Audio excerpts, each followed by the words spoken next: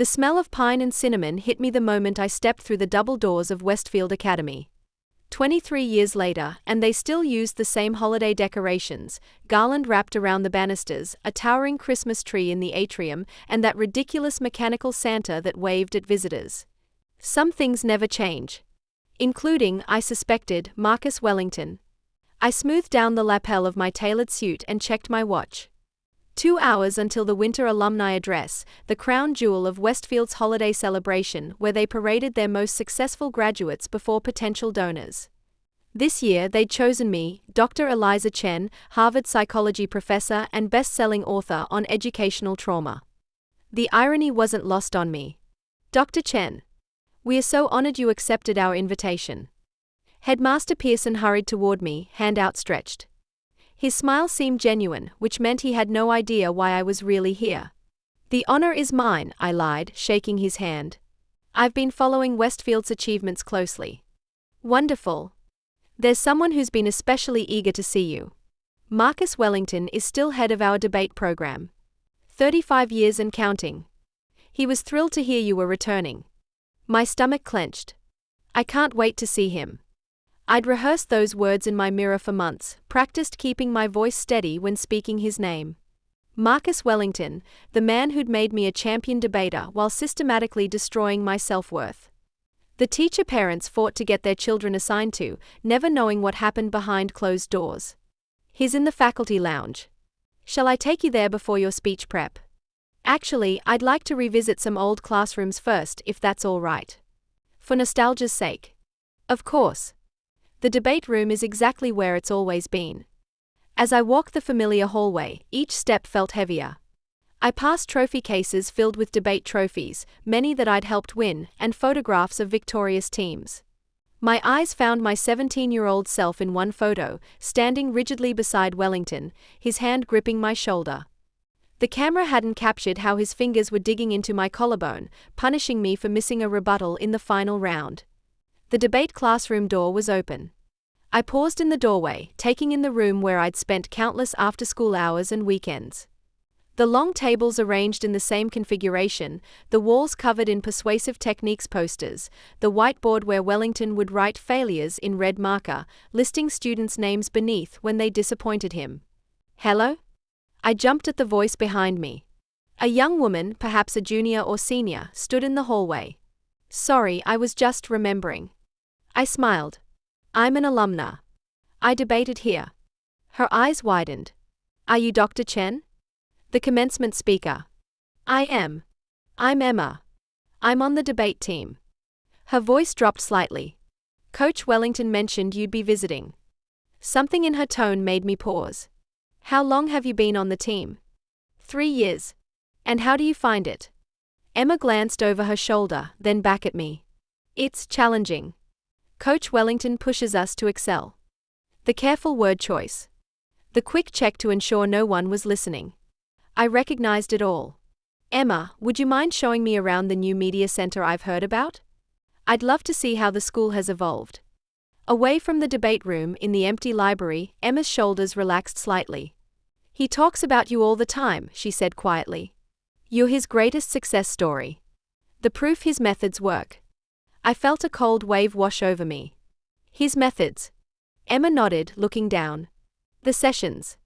The breaking down to build up. She swallowed, personal criticisms. Emma, does he still keep the failure list? I asked gently. Her eyes darted to mine, surprised. You know about that?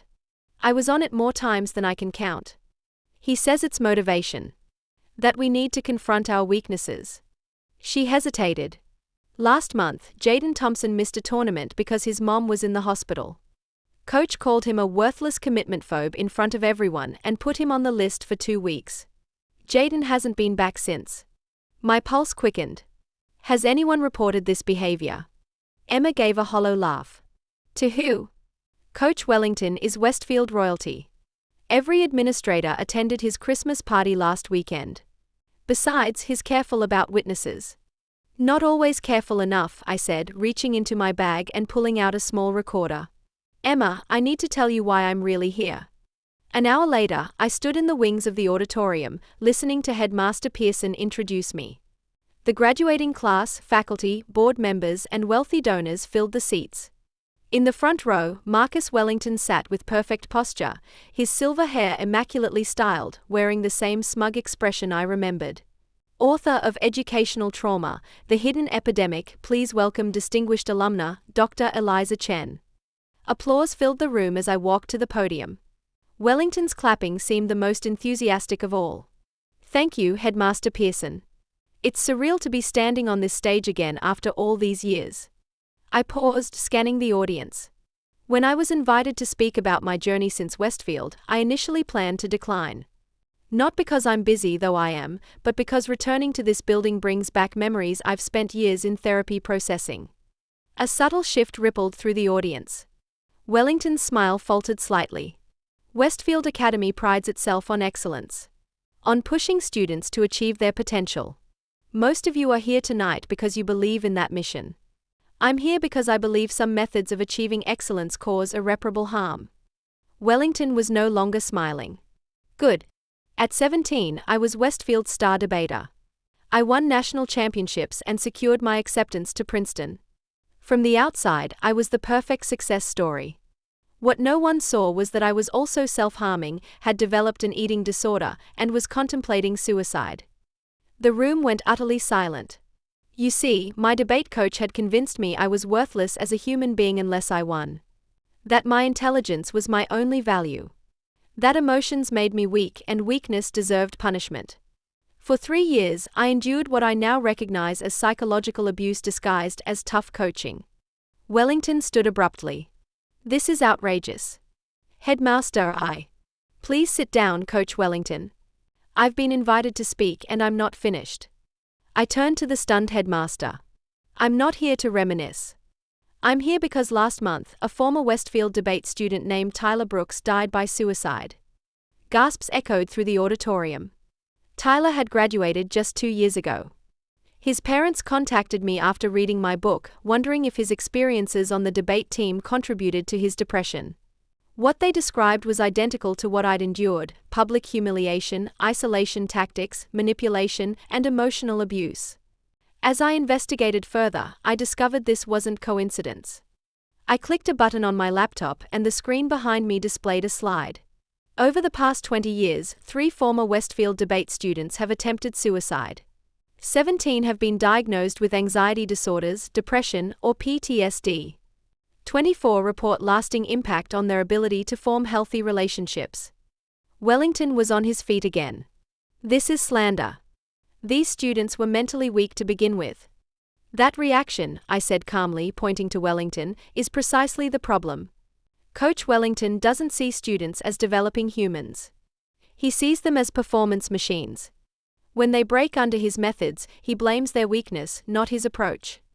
I clicked to the next slide, displaying quotes from former students. He told me I was too stupid to live when I lost a round. He said my parents' divorce was probably my fault since I was such a disappointment. He made me practice until 3 a.m., then mocked me for looking tired the next day.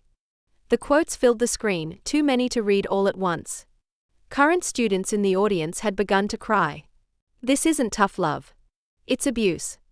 And it's been happening at Westfield for decades, hidden behind trophies and acceptance letters. Wellington pushed past people in his row, marching toward the stage. You ungrateful, manipulative. Shut up. The voice came from the audience. Emma had stood up, shaking. Just stop, coach.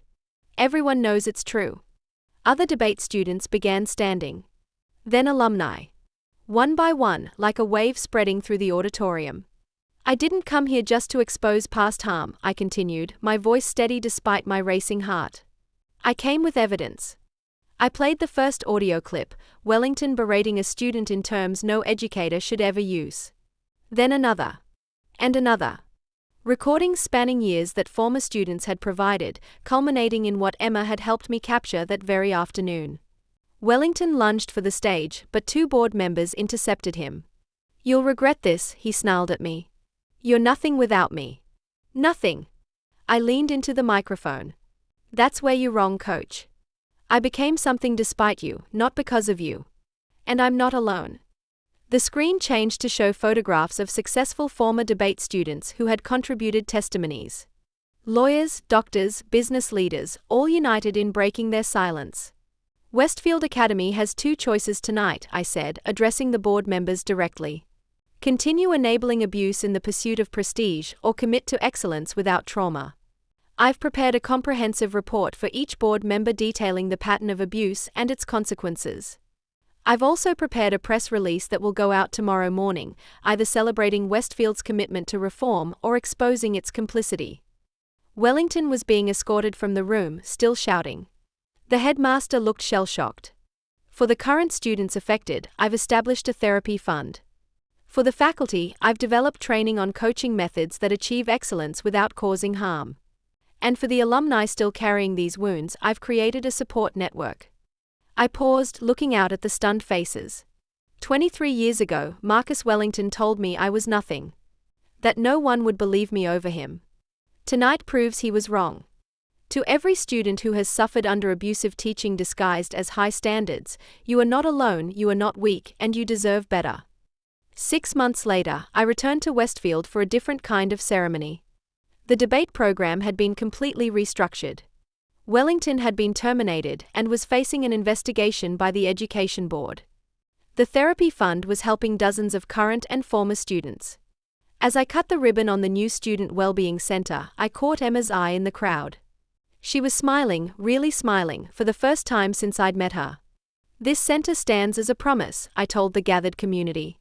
That excellence and compassion can coexist. That achievement should never come at the cost of mental health. And that when institutions fail to protect their students, those students grow up to change the institutions. That evening, I received an email from Tyler Brooks' parents, thanking me for ensuring their son's death wasn't in vain.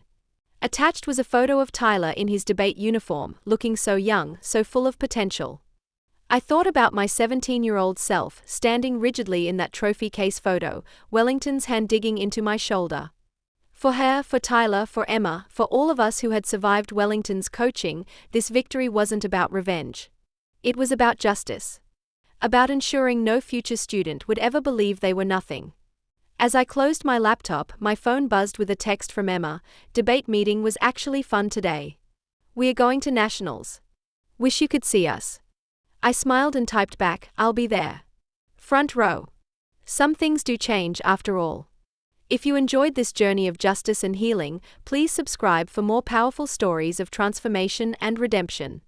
Thank you for following along with this emotional tale of standing up against abuse and creating meaningful change. There are many more revenge chronicles waiting to be told.